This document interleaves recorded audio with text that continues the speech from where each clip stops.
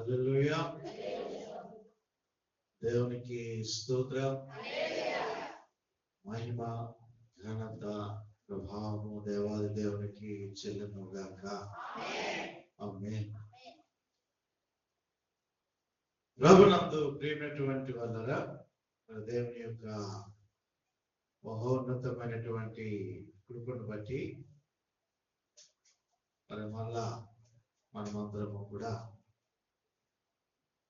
మరి జీవం కలిగినటువంటి దేవుని మందిరంలో ఈ రీతిగా దేవుని కనపరచడానికి భావించినటువంటి ఈ ధన్యకరమైనటువంటి సమయాన్ని బట్టి దేవునికి స్తోత్రాలు. అలాగే నడిపించినటువంటి సహోదరు వేణుగోపాల్ గారికి వందనాలు. పరిచర్యలో స్తుతిలో సహకరించినటువంటి ప్రియ విశ్వాసులని మీ అందరికీ కూడా ప్రభు పేరిట వందనాలు తెలియజేస్తున్నాను.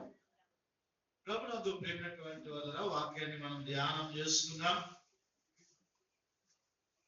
కంచె కొట్టు వానిని పాము కరచును. ప్రసంగి గ్రంథము 10వ అధ్యాయము 8వ వచనము కేంద్రముగా చేసుకుని గడిచినటువంటి దినాల్లో మనం యొక్క వాక్యాన్ని మనము ధ్యానం చేయడం జరిగినది. ప్రియమైనటువంటి దేవుని బిడ్డలారా,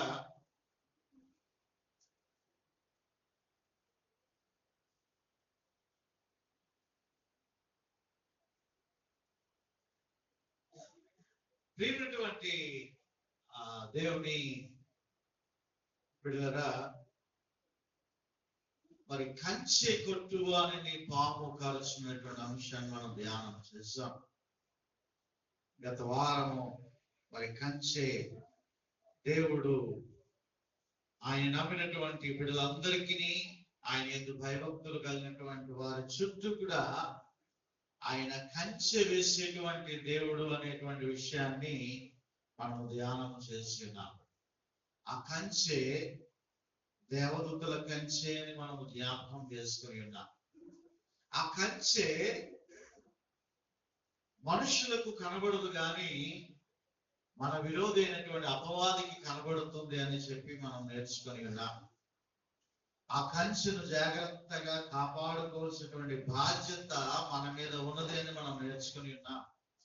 ఆ కంచె ఎవరి చుట్టూ ఉంటుంది అనేటువంటి విషయాన్ని కూడా మనము నేర్చుకొని ఉన్నాం.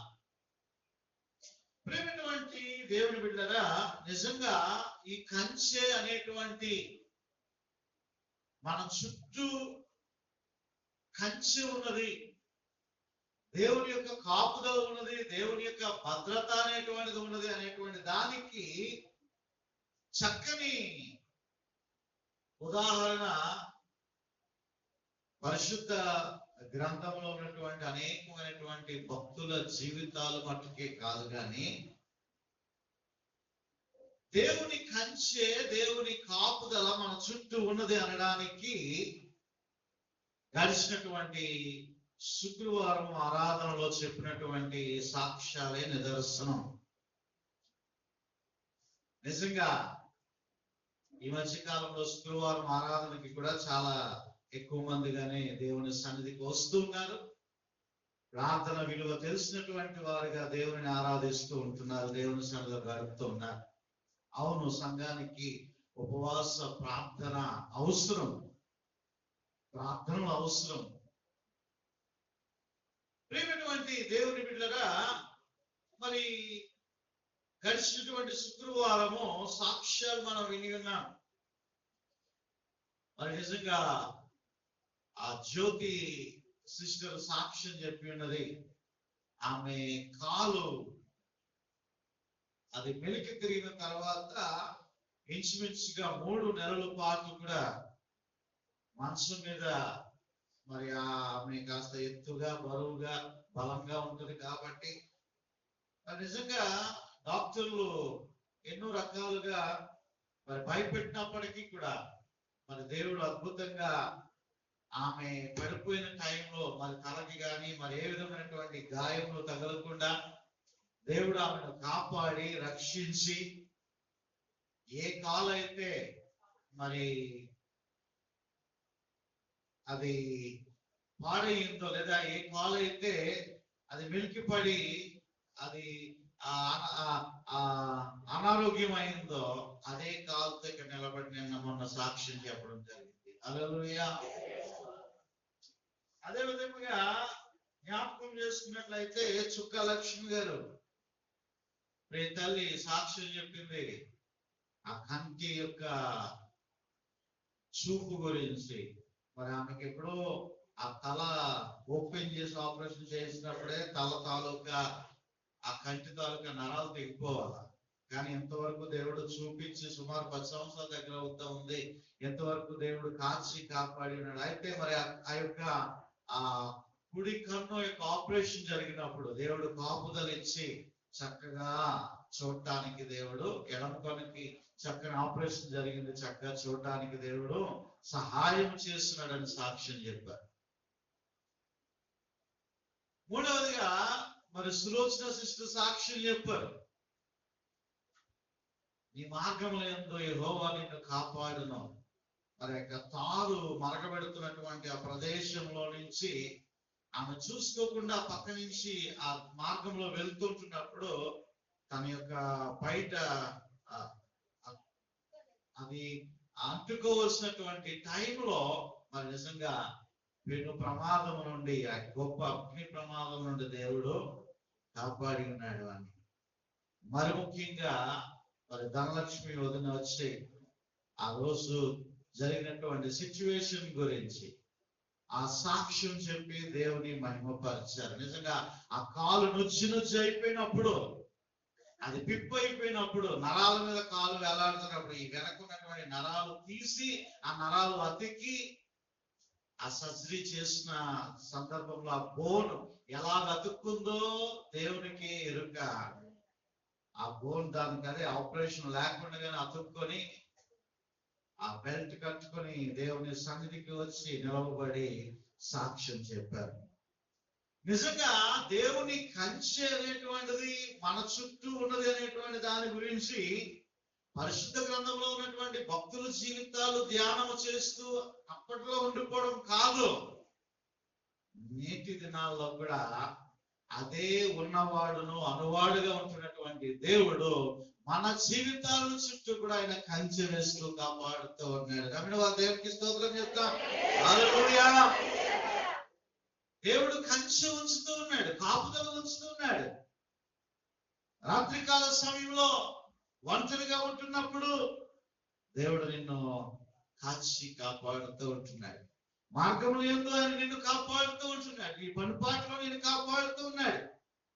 మనం చూసాము ఆ గ్లాస్ ఫ్యాక్టరీ అది తెలంగాణలో ఆకస్మికంగా అది బ్లాస్ట్ అయిపోయి ఇన్స్టిట్యూట్స్ గా 10 మంది దగ్గర మరణించినట్లుగా ఇంకా చాలా మంది గాయపడి ఈరోజు నీ ఉద్యోగానికి వెళ్తున్నావు.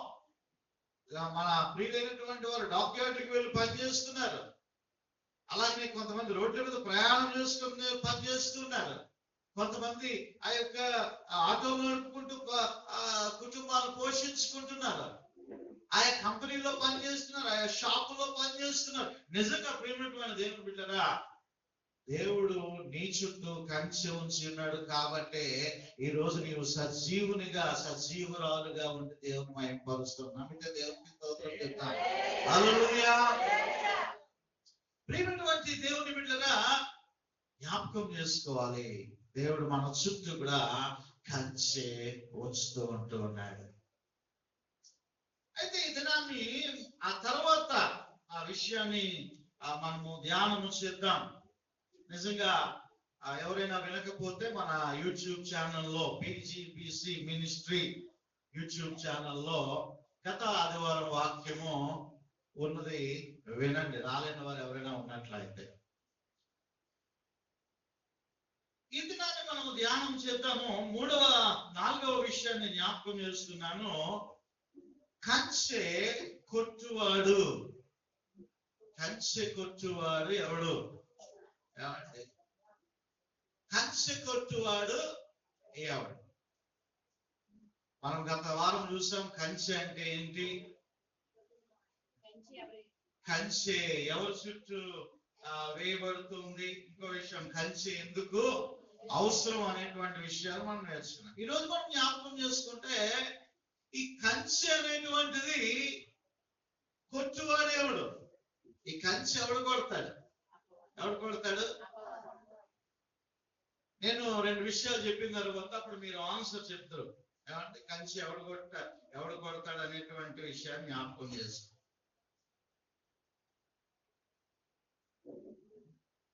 మనందరికీ తెలుసు, గత వారంలోనే తప్పిపోని తండ్రి గురించి ఫాదర్స్ డే నాడు మనం ధ్యానం చేసాం. అందులో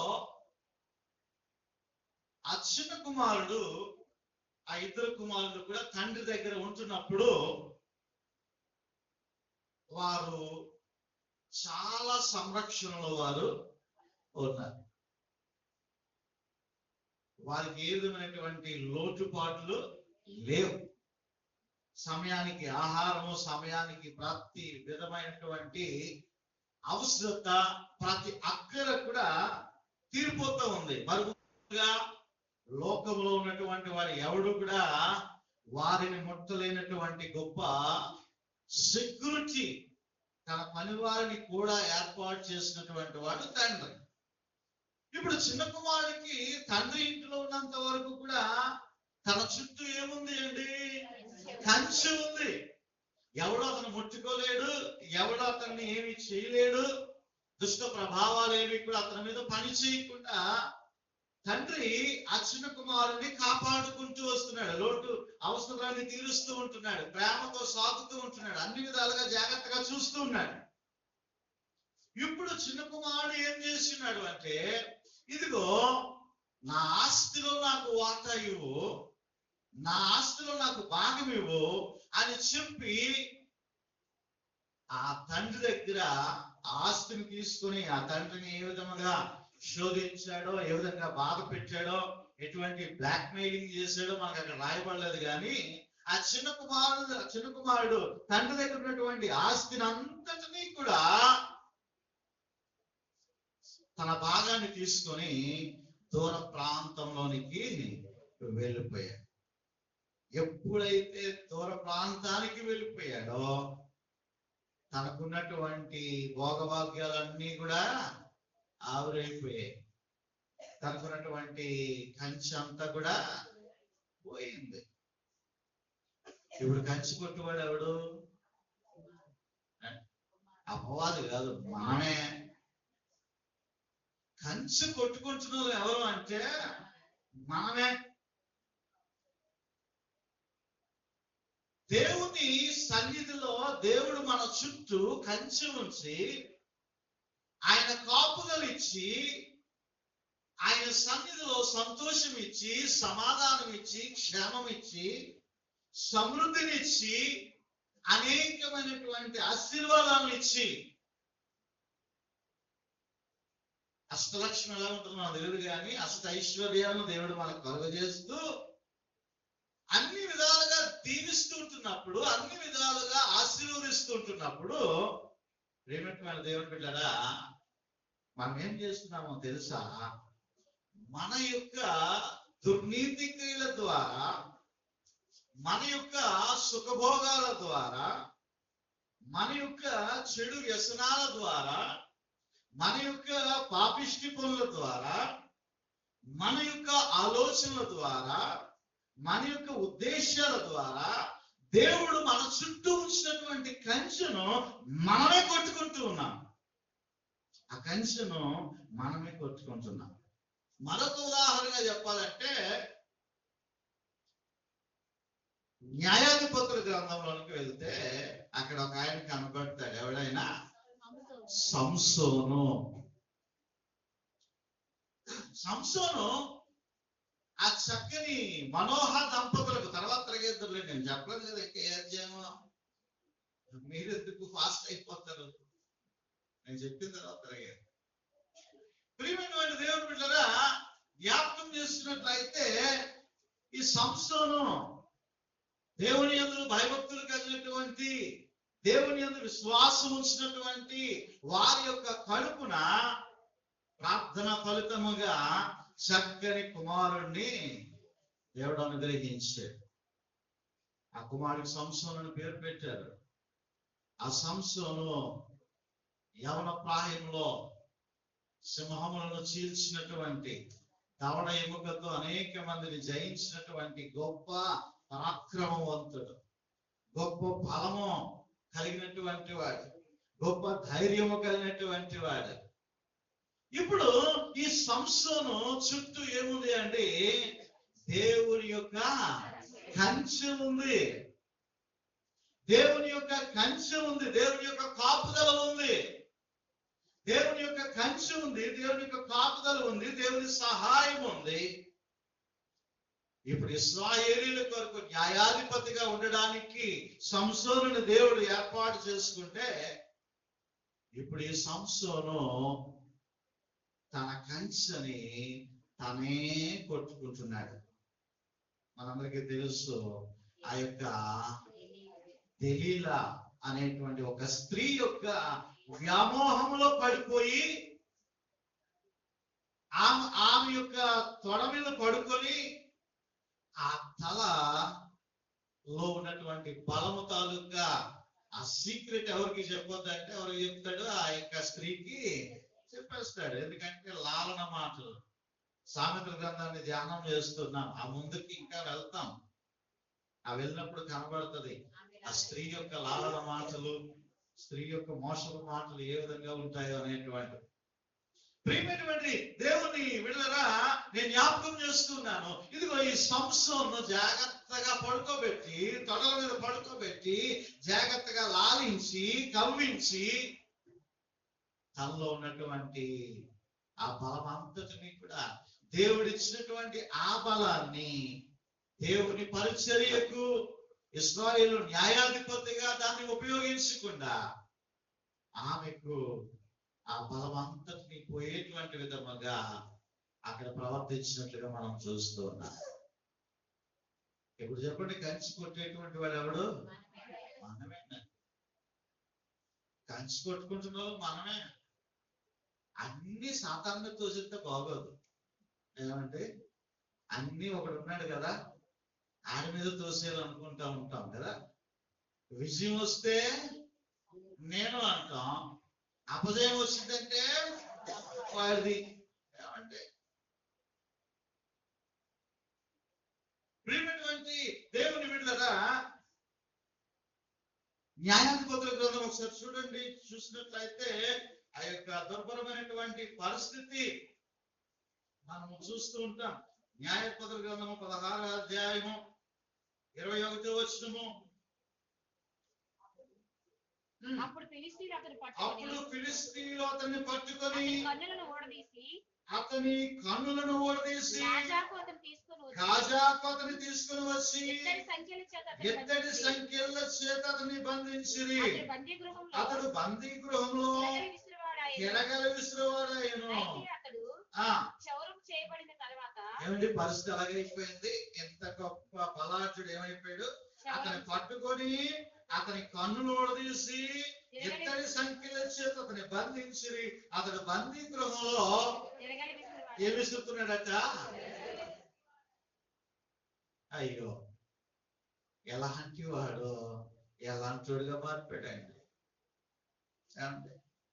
ఒక స్త్రీ వ్యామోహంలో పడిపోయి, స్త్రీ యొక్క లాలన మాటల్లో పడిపోయి, స్త్రీ యొక్క మోహపు చేష్టల్లో పడిపోయి తన బలాన్నంతటిని కూడా పోగొట్టుకున్నాడు. తనకున్నటువంటి కంచెని పోగొట్టుకున్నాడు.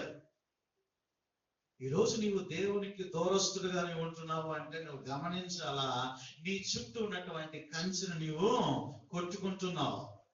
ప్రార్థన చేయటం లేదు, వాక్యము చదవటం లేదు, దేవుని సన్నిధికి రావటం లేదు, ఏదో అలవాటుగా ఆచారంగా వచ్చి వెళ్ళిపోతున్నావేమో. ఇదిగో వాక్యానుసారంగా నీవు జీవించటం లేదేమో. నీ కంచె నీవే కొట్టుకుంటూ ఉన్నావు. నీ సెక్యూరిటీ నీవే పాడు చేసుకుంటూ ఉన్నావు. నీవు దేవునికి దగ్గరగా ఉంటేనే ఆశీర్వాదము, దేవునికి దగ్గరగా ఉంటేనే దీవెన, ఆయనతో నీవు గడిపితేనే నీకు ఆశీర్వాదము అండి. అది పక్కన పెట్టేసి మనం మిగతా వాటి పట్ల శ్రద్ధ చూపిస్తూ ఉంటే నువ్వు ఎన్ని సెక్యూరిటీ ఏర్పాటు చేసుకున్నా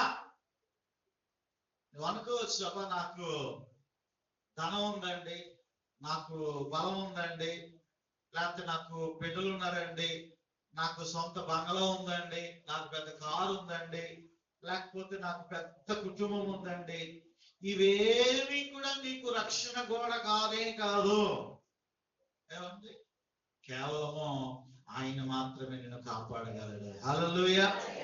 నా ఆశ్రయము, నా దుర్గము, నా కోట నీవే యేసు, నా బలము నా యేసుడే, నా ఆశ్రయము, నా దుర్గము, నా కోట నీవే యేసు, నా బలము నా యేసుడే.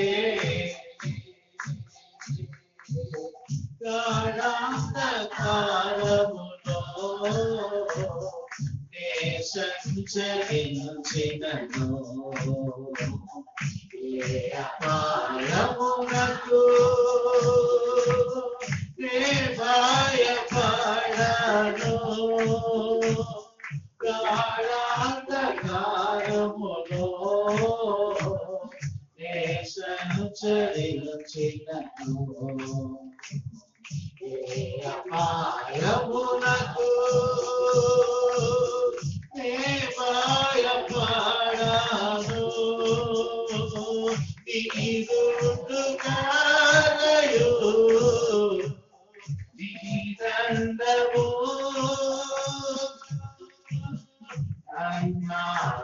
నన్నాదరించెను, నా యేసయ్యా.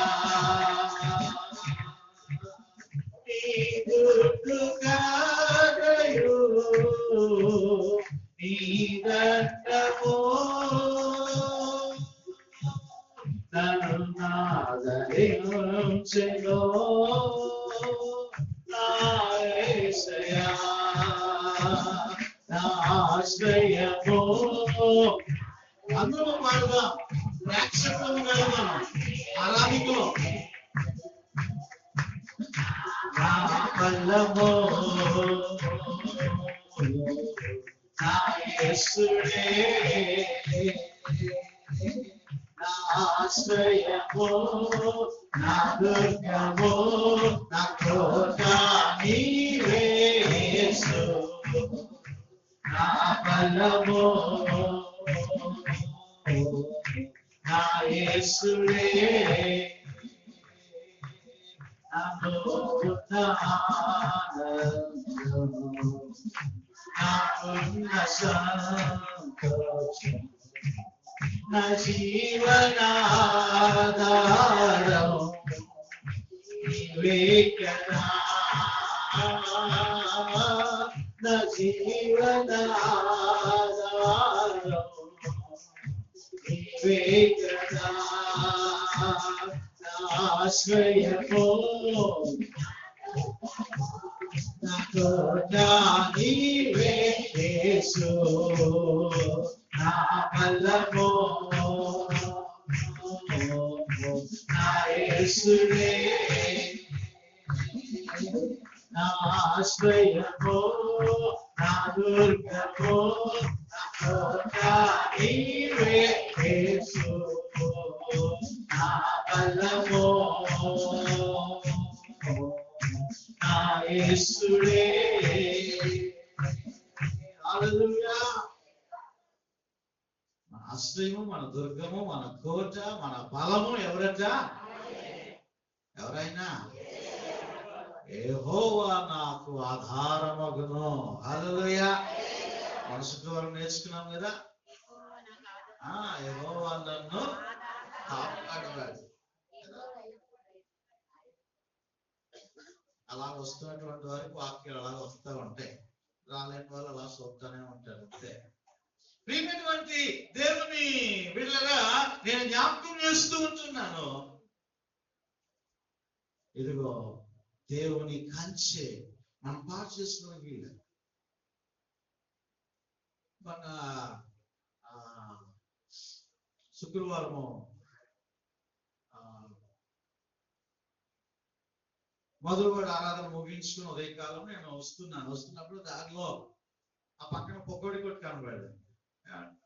సర్లే వాడి దగ్గర బాగుంటది కదా అని ఆగి పిల్లలకని చెప్పి తీసుకున్నాను. పొగోడి తీసుకుంటే అక్కడికి ఇద్దరు యవనస్తులు వచ్చారు. వచ్చి ఆ కట్టేటువంటి వాడితో అంటున్నారు, భయ్యా నా కాస్త ఏమంటుందని కూడా ఏమంటారు గట్టిగా మాట్లాడండి. కారపొడి కాదయ్యా, అదే దాని గొండ ఏదో అంటారు కదా, గొండ దానికి అచ్చండి అంటున్నాడు. ఎందుకు అది కాక భయ్యా స్టెఫ్ లోనికి భయ్యా. స్టెఫ్ అంటే ఏంటి తెలుసా మీకు? తెలుసట. ప్రియమైనటువంటి నాకు తెలియదు అది, దాని గురించి ఎయిట్ బాబు స్టెఫ్ నేను తర్వాత అడిగి క్లారిటీ తీసుకున్నాను. ప్రియమైనటువంటి దేవుని బిడ్డలారా, యవనస్తులు వాళ్ళు పెళ్లి కాలేదు ఇంకా. అయ్యో యవనస్తులారా ఎటువైపు వెళ్ళిపోతున్నారు? డ్రగ్స్, ఎక్కడ చూస్తున్నా డ్రగ్స్. అప్పుడు అమాజన్ నన్ను గుద్దినోడు కూడా డ్రగ్స్ తో ఉన్నాడు. వాడు ఎక్కడ చూసినా డ్రగ్స్ పెరిగిపోతా ఉన్నాయి. ఎక్కడ చూసినా యవనస్తులు మందు తాగుతూ చితులేస్తూ ఉంటున్నారు. తల్లిదండ్రులు కూడా బేఖాతరగా ఉంటున్నారు, వదిలేస్తున్నారు అంతే. దాని తాలూకా రిజల్ట్ నువ్వు తర్వాత చూస్తావు సుమా. కంచె కోల్పోతూ ఉన్నారు యవనస్తులు, కంచె కొట్టేసుకుంటున్నారు యవనస్తులు. నీవు నేర్పించడం లేదు తల్లిదండ్రులుగా. దేవుని సన్నిధికి రావాలని దేవుడు వాక్యం విన్నటువంటి వాడు భయపడతాడండి పాపం చేయడానికి. వారికి వినిపించాల్సిందంతా దేవుని వాక్యాన్ని వినిపించారు. ఈ దినాల్లో ఎంతమంది తాగుబోతులుగా, తిరుగుబోతులుగా, వ్యసనాక్రాంతులుగా, వ్యభిచారులుగా ఏమండి కంచె కొట్టేసుకుంటున్నారు. ఎవరికి వాళ్ళ సాతాను కొట్టేస్తున్నాడండి అని సాతాను మీద తోసేయడం కాదండి. కంచె కొట్టుకుంటున్నటువంటి వాళ్ళు మనమే. కంచె కొట్టుకుంటున్నటువంటి వారు మనమే. దేవుడు ఇచ్చాడు, శ్రేష్టమైనటువంటి కంచెను వేశాడు. ఆ కంచెను కొట్టేసుకుంటున్నాం మనమే. అలాగే నేను మొన్న ఇది బయటికి కనబడినటువంటివి కొన్ని, బయటికి కనబడలేనటువంటివి కొన్ని ఉన్నాయి. అసూయ, ఈర్ష్య, ద్వేషము, పగ. ఈ వ్యసనాక్రాంతులు అయితే బయటికి కనబడతారు, వీళ్ళు బయటికి కనబడరు. మన వాక్యం పెట్టారు శనివారము. ఇప్పుడు కుటిల వర్తనుడు యెహోవాకు అసహ్యుడు. ఈ మధ్యకాలంలో ఒక సన్నివేశం చూశాను. ఒక దగ్గరికి వెళ్ళి మాట్లాడుతూ ఉంటే అటువైపు ఉన్నటువంటి వ్యక్తి నా పక్కనటువంటి వ్యక్తితో నమ్మి ఫోన్ చేసి మాట్లాడుతూ ఉన్నాడు. ఫోన్ చేసి మాట్లాడుతూ ఉంటే ఈ పక్కన ఉన్నాడు ఏం చేస్తున్నాడంటే, అంటే వాడిని నమ్మి అటువైపు ఉన్నటువంటి వ్యక్తి ఫోన్ చేస్తుంటే ఈ పక్కన ఉన్నవాడు వినేటువంటి విధంగా ఏం చేస్తున్నాడంటే ఫోను స్పీకర్ ఆన్ చేస్తున్నాడు. ఈ స్పీకర్ వల్ల వీడు వింటున్నాడు, పక్కోడు వింటున్నాడు, ఆ పక్కోడు కూడా వింటా ఉన్నాడు. అంటే ఇవన్నీ కూడా కుటిలమైనటువంటి పనులు, నమ్మకత్వాన్ని పోగొట్టుకునేటువంటి పనులు ఇవన్నీ కూడా. ఇటువంటి కపటవర్తనము, కుటిలమైనటువంటి పనులు, కుట్రలు, అసూయలు, ద్వేషాలు, పగలు, ప్రతీకారం, ఇటువంటివన్నీ కూడా వ్యసనాల కంటే బహుభయంకరమైనటువంటివి. ఇటువంటివన్నీ ఉంటే మన కంచె మనమే కొట్టేసుకుంటున్నాం. ప్రియమైనటువంటి దేవుని బిడ్డలారా, కంచె కొట్టువాడు ఎవరు? ఈరోజు మన కంచెను మనం కాపాడుకోవాలి. మన కంచెను మనము కాపాడుకోవాలి. లేకపోతే దేవునికి పోయేదేమి లేదు, కానీ మన జీవితాల్లో వచ్చేటువంటి ఆశీర్వాదాలు మనమే కోల్పోతామండి. కంచె కొట్టితే ఏమవుతుంది కూడా తర్వాత మనం ధ్యానం చేస్తున్నాం. ఇప్పుడు చదవండి. తర్వాత కంచి కొట్టువాడు కంచి కొట్టుచుండగా ఏమవుతుందట? పాము కరచును. ఏమంటే కంచి కొట్టువాడు కొట్టువాడిని పాము ఇప్పుడు వస్తున్నాడండి. ఏమంటే నువ్వు ఎప్పుడైతే కంచి కొట్టేసుకుంటావో, ప్రార్థనా జీవితంలో దూరం అయిపోతావో, వాక్యంలో నువ్వు దూరం అయిపోతావో, దేవుని సన్నిధి నుంచి నువ్వు దూరం అయిపోతావో, అప్పుడే ఏమవుతుందో తెలుసా? పాము కరుస్తుందంట. కంచె కొట్టు వానిని పాము కరచును. ఇప్పుడు పాము అది కరుస్తుంది. దేవుడు వేసినటువంటి వాక్యపు కంచెను మనము నిర్లక్ష్యముగా చూసినట్లయితే, అది మనము కొట్టి వేసుకున్నట్లయితే, ఇదంతా కూడా ఎవరు పసిగడుతూ ఉన్నారు? సాతాను పసిగడుతూ ఉన్నాడు. యోబు దగ్గరికి అంతవరకు వెళ్ళకపోయాడు. ఎందుకంటే దేవునితో అంటున్నాడు, నువ్వు యోబు చుట్టూ కూడా కంచి వేసావు కదా అంటున్నాడు. అంటే కంచిగానే లేకపోతే ఎప్పుడో యోబు దగ్గరికి వెళ్ళిపోను సాతాను. ఇప్పుడు మనం ఎప్పుడైతే కంచె కొట్టి వేసుకుంటామో, దేనికైతే మనం బానిసలు అయిపోతామో, ఆ బానిస అయిపోయిన తర్వాత పాము కరచును. సాతాను ఎప్పుడు కూడా మనల్ని పాడు చేయడానికే చూస్తాడు. సాతాను ఎప్పుడు కూడా మన కుటుంబాల్లో గలిబిలి పెట్టడానికే చూస్తాడు. సాతాను ఎప్పుడు కూడా మనకి మనశ్శాంతి లేకుండా చేద్దామనే చూస్తాడు. చూడండి, ఒక వాక్యాన్ని నేను మీకు జ్ఞాపకం చేస్తూ ఉంటాను. హబక్కూకు గ్రంథము మొదటి అధ్యాయము 15వ వచనము. ఏంటమ్మా? వాడు గేలమున వేసి మానవులందరినీ గుచ్చి లాగి ఉన్నాడు. ఉరులు ఒకి సిక్కించుకొనుచున్నాడు.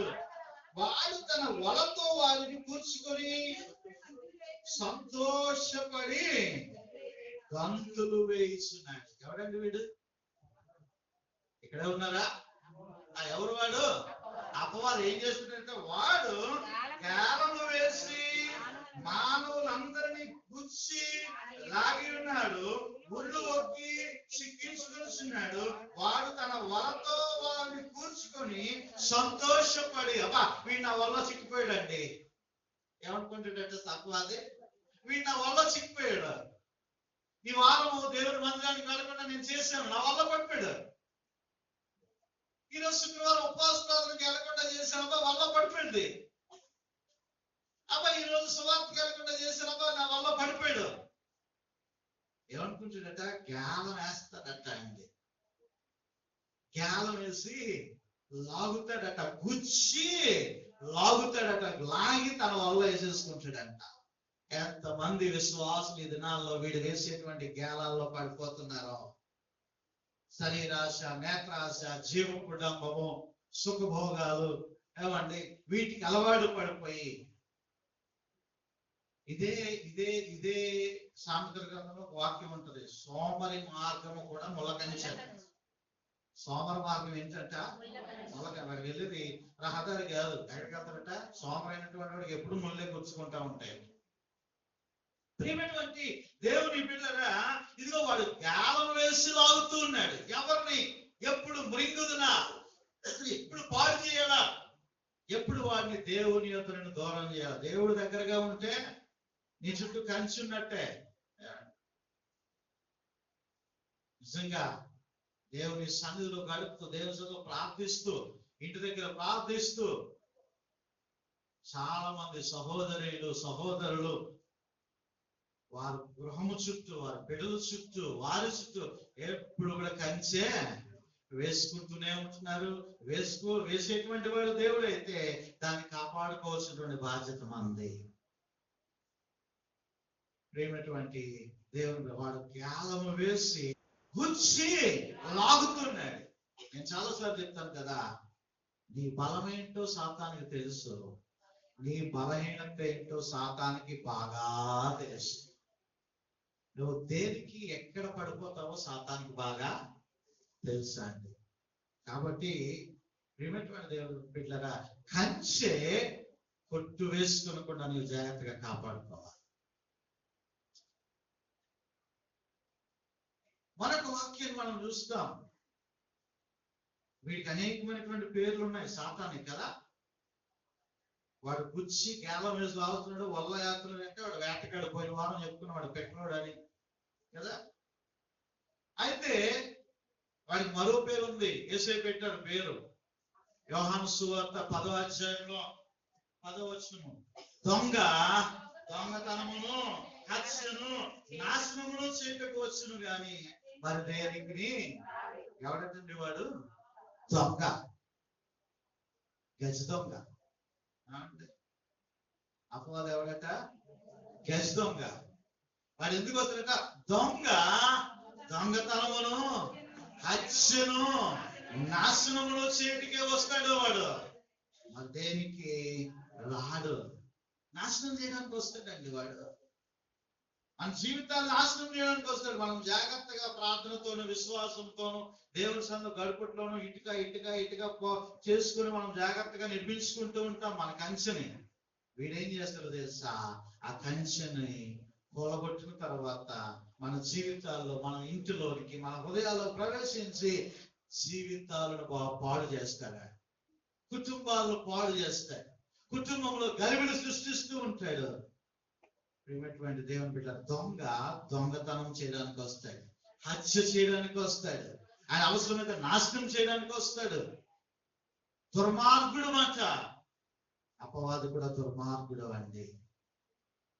నీ కంచె కొట్టుకుంటున్నావేమో ఆలోచన చేసుకుందాం.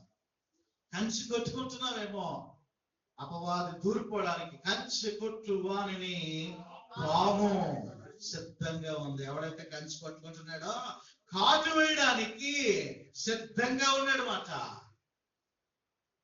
నీవు మళ్ళా రీమేక్ చేసుకోవాలి, మళ్ళా నీవు తిరిగి కట్టుకోవాలి. ఈరోజు పాట పాడారు కదా, స్టార్టింగ్ పాట. ఏం పాట అది? సర్వచిత్తంలో నీవేనయ్యా, స్వరూపమిచ్చు కుమ్మరి నీవే, సారేపైన మంచినయ్యా, సరైన పాత్రం చేయుమయ్యా. కుమ్మరి చేతిలో మట్టి ముద్దలు మనం అందరం కూడా. ఆ మట్టి ముద్దలు చేస్తూ ఉంటాడు కుమ్మరి కొండలాగా. అది ఒక్కొక్కసారి విడిపోతూ ఉంటది. మళ్ళా ఏం చేస్తాడండి ఆయన? బాగు చేస్తాడు. మళ్ళా దాన్ని ముద్ద కింద పిసికి ఏం చేస్తాడు? మళ్ళా. నేను చాలాసార్లు చెప్పాను, అందులో తేమ ఉన్నంత వరకే సుమా.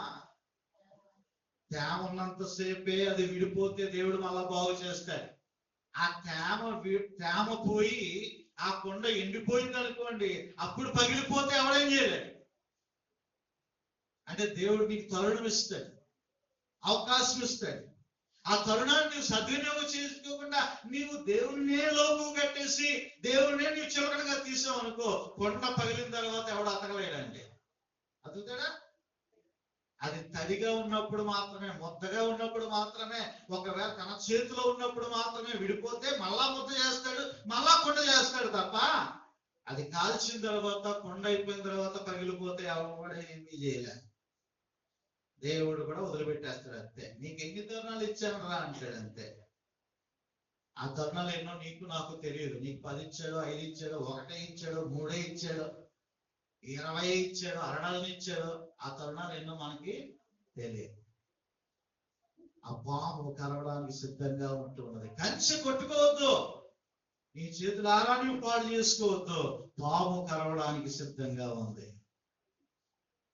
అయితే ప్రియమైనటువంటి దేవుని బిడ్డలారా, చివరిగా 6వదిగా నేను జ్ఞాపకం చేస్తూ ఉంటున్నాను.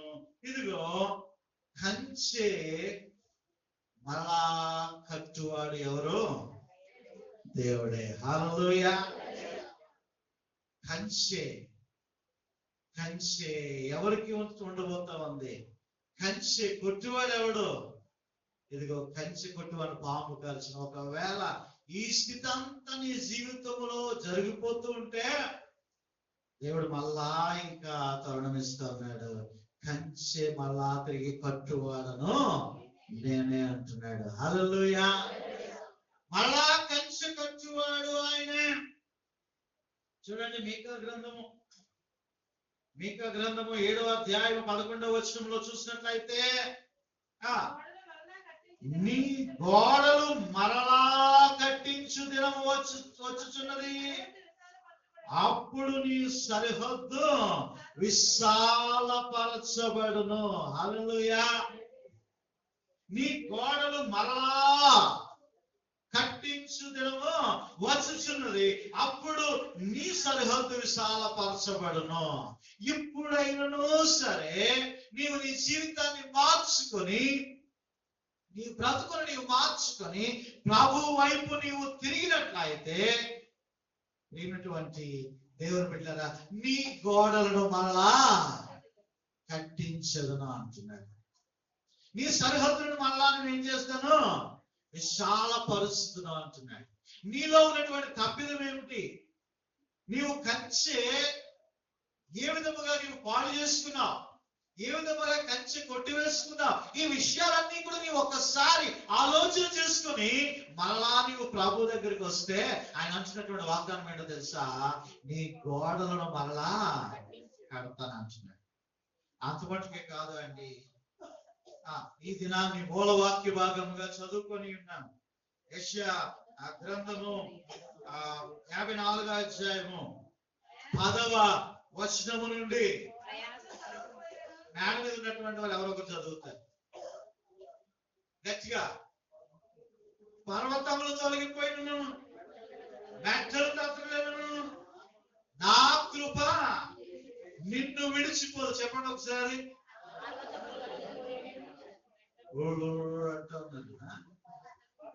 పర్వతములు తొలగినను, మెట్టలు తత్తలేను, నా కృప నిన్ను విడిచిపోదు. తర్వాత సమాధాన విషయమైన నా నిబంధన తొలగిపోదు అని నీ యందు జాలిపడు యెహోవా సెలవిస్తున్నాడు. ఎవరి యందు జాలిపడు? మన యందు జాలిపడేటువంటి వాడు ఒకడు ఉన్నాడు అండి. మొన్న శుక్రవారం ధ్యానం చేస్తాం. ఒకే మాట, యేసు కన్నీళ్లు విడిచాను కదా. నీ కన్నీటిని చూసేటువంటి దేవుడు. నీవు మరలా తప్పిపోయిన కుమారుడు వలె యూటర్న్ తీసుకుంటే, మళ్ళా తండ్రి ఇంటి వైపు తిరిగితే దేవుడు ఏమంటున్నాడు? మరలా నీ మీద నేను జాలి పడతాను అంటున్నాడు. మరలా నీవు కోల్పోయిందల్లా నేను ఇస్తానంటున్నాడు. నీ గోడలు మరలా కట్టిస్తానంటున్నాడు. ఎంత చిన్న ఆశీర్వాదమే కాదండి, ఇంకా పెద్ద ఆశీర్వాదం ఇస్తున్నాడు. అందరం కలిసి చదువుదామా? చూడండి 11వ వచనము. ప్రయాసపడి గాలి వాన చేత కొట్టబడి ఆదరణ లేక ఉన్నదేనా, నేను నీలాంజనములతో నీ కట్టడమును కట్టుదును, నీలములతో నీ పునాదులు వేయుదును, మణిమాణిక్యములతో నీ కోటకములను, సూర్యకాంతములతో నీ గుమ్మములను కట్టుదును, ప్రశస్తమైన ఆత్మలతో నీకు సరిహద్దులు. హల్లెలూయా. ఆశీర్వదించేటువంటి దేవుడు అంటే మన దేవుడు, పస్తులుంచేటువంటి దేవుడు కాదు. ఆయన నీ నమ్మిక ఉంచి విశ్వాసముతో, యథార్థమైనటువంటి హృదయముతో, కపట హృదయంతో కలుసుమా, యథార్థమైనటువంటి హృదయముతో దేవుని అందరి భయభక్తులు కలిగి నీవు జీవించినట్లయితే ఈ ఆశీర్వాదం నీ సొంతం అవుతా ఉన్నది. హల్లెలూయా. మరలా నీ చుట్టూ కంచె వేస్తానంటున్నాడు. మరలా మణిమాణిక్యాలతో రత్నములతో నీకు కంచె వేసి పునాదులు వేస్తానంటున్నాడు అండి. ప్రియమైనటువంటి దేవుని బిడ్డరా, కంచె కట్టుకున్నవాడు, కంచె లోపల ఉన్నటువంటి వాడు ఎప్పుడు కూడా అన్యాయస్తుడు కాదు. ఎందుకంటే వానికంటే వానిలో ఉన్నటువంటి దేవుడు వారిని కంటికి రెప్పలాగా కాపాడుతూ ఉంటాడు. హల్లెలూయా. నువ్వు మళ్ళా రియలైజ్ అవ్వగలిగితే, మళ్ళా నువ్వు ప్రభు వైపు తిరగగలిగితే, దావీదు కీర్తన 5వ అధ్యాయము 11వ వచనం కూడా ఒక మాట కనబడుతూ ఉన్నది.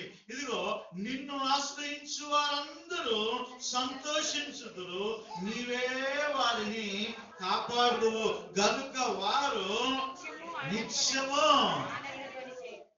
ఆనందధ్వని చేయుదురు.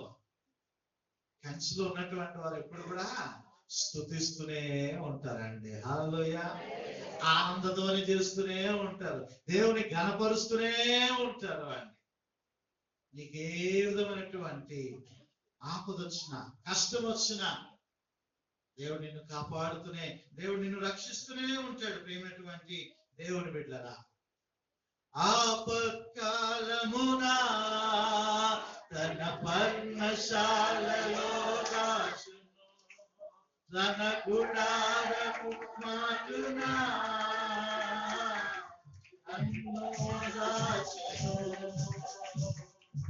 ఆపత్కాలమునా పర్ణశాలలో దాచును, తన గుడారము మాటునా నన్ను దాచును. ఆశ్రయదుర్గముపై నన్ను ఎక్కించెను, ఆశ్రయదుర్గముపై నన్ను ఎక్కించెను. యెహోవా నా ప్రాణసుఖము, నేను ఎవరికి వెళతును, నా చేయువని దేవుడుండగా నేను భయపడను. యెహోవా నా ప్రాణసుఖము, నేను ఎవరికి వెళతును, నా చేయువని దేవుడుండగా నేను భయపడను. హల్లెలూయా. ఆపత్కాలంలో తన పర్ణశాలలో దాచేటువంటి దేవుడు మన దేవుడు అండి. హల్లెలూయా. నీవు కంచి కాపాడుకో ప్రియమైనటువంటి దేవుని బిడ్డలారా, నీవు కంచి కాపాడుకో. నీవు కంచి కొట్టు వేసుకుంటున్నావేమో నీ అసమర్థత వలన, నీ యొక్క లోక సంబంధమైనటువంటి క్రియల వలన దేవునికి దూరస్తులుగా ఉంటున్నావేమో. నీవు కంచి మరలా కట్టుకో. కట్టేటువంటి వాడు దేవుడే. నీవు కొట్టుకుంటే పాము కరచును, పాము కరిచిందా విషం ఎక్కిపోతుంది. తర్వాత మన జీవితాలు దొంగతనమును, హత్యను, నాశనమును చేయడానికి వస్తాడట. కాబట్టి ఇటువంటి ఒక వాక్యం ఉంటుంది, చూసుకుని ముగించుకున్న. యాకోబు పత్రిక 4:7 దేవునికి లోబడి ఉండుడి, అపవాదిని ఎదురించుడి, అప్పుడు వాడు మీ వద్ద నుండి పారిపోను. హల్లెలూయా. దేవునికి లోబడాలా, అపవాదిని ఎదిరించాలా. అపవాదిని ఎదిరించాలా, అపవాది క్రియలను ఎదిరించాలా. దేవునికి దూరం చేయడానికి అపవాది పడుతున్నటువంటి ప్రతి కుట్రను కూడా నువ్వు ఏం చేయాలా, భగ్నము చేయాలా. అపవాది నా వెనకకు పో అనాలా. అలాగన్నటువంటి వారు ఎవరండి? హల్లెలూయా. మన రక్షకుడైనటువంటి యేసుక్రీస్తు ప్రభువారు. అపవాది 40 దినాల ఉపవాసముల తర్వాత శరీరాశ, నేత్రాశ, జీవపు డంబము కలిగించింది యేసయ్యకి. వెంటనే యేసయ్య చెప్తున్నటువంటి మాట అపవాదికి, సాతానా వెనకకి పో, నా దేవుని యొద్ద నుండి నీవు దూరం చేయలేవు, నా దేవుని కార్యాలు నేను పాల్గొనకుండా నువ్వు చేయలేవు అని చెప్పి మనము మన కంచెను మనం కాపాడుకోవాలి. కంచె కొట్టువాని పాము కరచును, కానీ యేసయ్య మరలా కంచె కట్టువాడు. హల్లెలూయా. ప్రభు వైపు తిరుగు, నీ కంచె మరలా కట్టుకో. ఇదిగో రత్నములతోనూ, నీలాంజనములతోనూ, మనులతోనూ, మాణిక్యములతోనూ మరలా నీ కోటను ఆయన కడతానని వాగ్దానం చేస్తున్నాడు. నీవు ప్రభు వైపు తిరుగు, ప్రభు వైపు తిరుగు. అలాగ ఆచరించడానికి పరిశుద్ధాత్మ దేవుడు మీలో ప్రేరేపణ కలగజేసి దేవుడు మిమ్మల్ని దీవించి నడిపించును గాక. ఆమేన్. చెవులు గలవాడు ఆత్మస్వరమును వినును గాక. ఎవరట? చెవులు గలవారు ఆత్మస్వరమును వినును గాక. చెవులు లేని వారు ఆత్మస్వరమును వినకుందురు గాక. అంటే విన్న వాక్యాన్ని ఆచరణలో పెట్టేటువంటి వారు చెవులున్నోళ్ళు, ఆచరణలో పెట్టిన వాళ్ళందరూ కూడా చెవులు. దేవుడు మిమ్మల్ని నిండాలుగా దీవించును గాక. ఆమేన్. కానుకలను సేకరించి